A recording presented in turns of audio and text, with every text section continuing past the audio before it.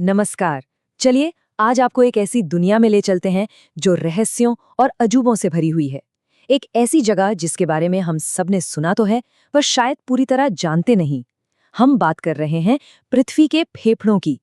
और आज हम कुछ ऐसे फैक्ट्स पर बात करेंगे जो आपको वाकई हैरान कर देंगे। तो तैयार हो जाइए, ये सफर शुरू करते हैं। तो सबसे पहला सवाल, ये पृथ्वी के फेफड़े जिसके बारे में इतनी बातें होती हैं, आखिर ये हैं कहाँ? ये शब्द हम सबने कई बार सुना है, पर क्या कभी सोचा है कि ये नाम किस जगह को और क्यों दिया गया है? और इसी सवाल से आज की हमारी ये पूरी बातचीत शुरू होती है। और ये रहा जवाब, दक्षिण अमेरिका में फैला अमेज़न वर्षावन।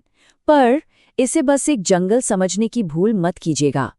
ये एक विशाल जीता जागता सिस्टम है जो सांस लेता है और हमारे पूरे ग्रह की सेहत के लिए जिम्मेदार है।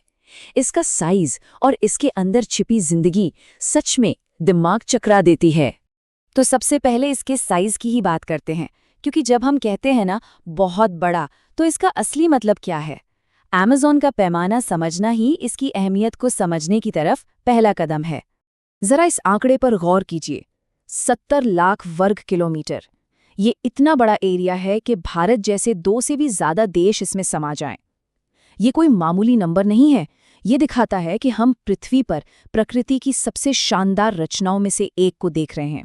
तो 70 लाख वर्ग किलोमीटर को अगर और आसान तरीके से समझना हो तो ऐसे सोचिए कि अगर अमेज़न कोई देश होता तो ये दुनिया का 9वां सबसे बड़ा देश होता। जी हाँ, ये अकेले ही लगभग पूरे ऑस्ट्रेलिया महाद्वीप के बराबर है। इतना विशाल, इतना फैला हुआ है ये जंगल। और इसी विशाल जंगल के दिल से होकर गुजरती है अमेज़न नदी। अब एक मजेदार बात यह है कि ये लंबाई के हिसाब से नहीं, बल्कि इसमें बहने वाले पानी की मात्रा के हिसाब से दुनिया की सबसे बड़ी नदी है। दुनिया की सारी नदियों का करीब-करीब 20% ताज़ा पानी अकेले इसी एक नदी में बहता है ना हैरान कर देने वाला फैक्ट? तो ये तो हुई इसके साइज की बात। अब जरा अंदर झांकते हैं और देखते हैं कि इस जंगल में बसता कौन कौन है।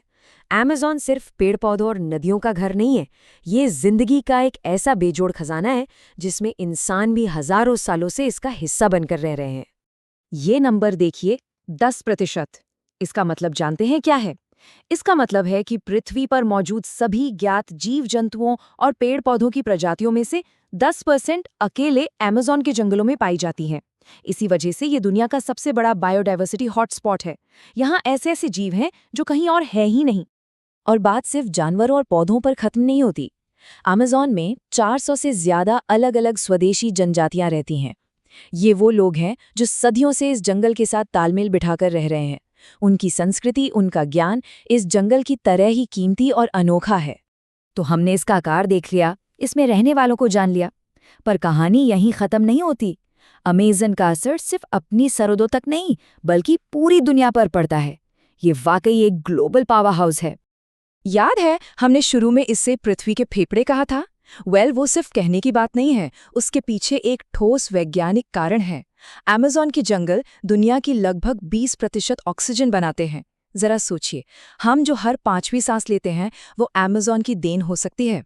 ऑक्सीजन देने के अलावा अमेज़न एक और बहुत ज़रूरी काम करता है।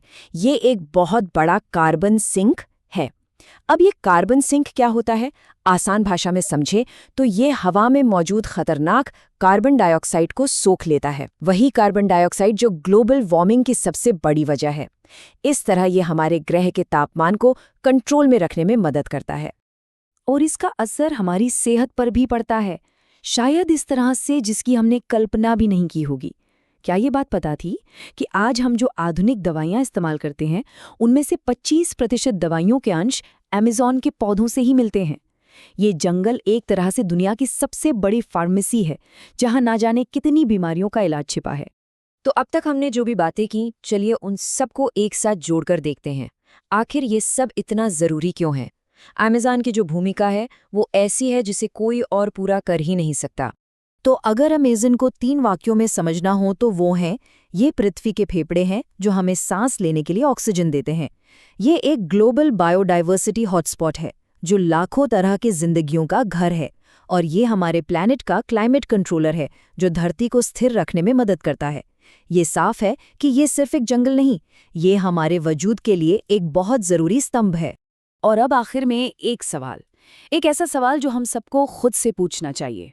हमने ये तो देख लिया कि अमेज़न हमारे लिए कितना ज़रूरी है, पर ज़रा सोचिए, अगर इंसानी हरकतों की वजह से ये जंगल तबाह हो गया, अगर पृथ्वी के ये फेफड़े, ये धड़कन खामोश हो गई, तो क्या होगा? इस सवाल के जवाब पर ही शायद हमारा भविष्य टिका है।